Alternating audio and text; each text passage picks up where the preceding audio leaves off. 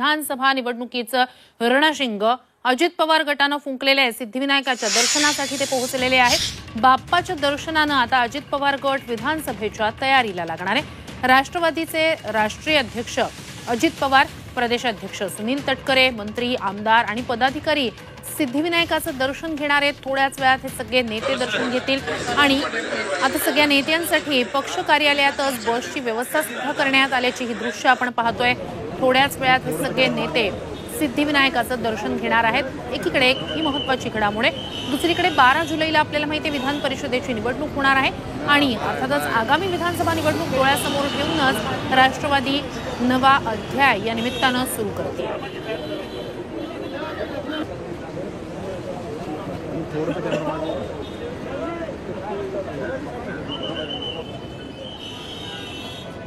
सुरुवात त्या ठिकाणी करत असतो।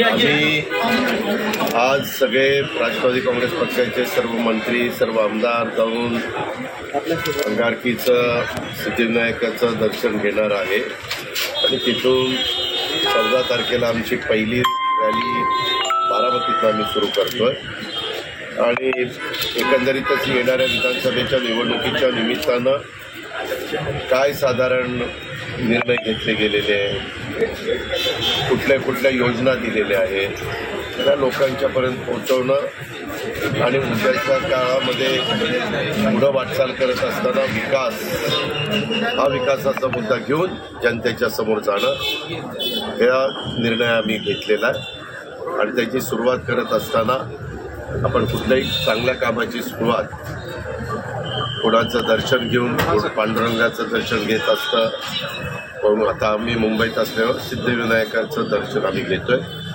अंगारकी दिवस पण आजचा चांगला, विधान परिषद निवडणुकीसाठी सुरुवात त्या ठिकाणी करत असतो।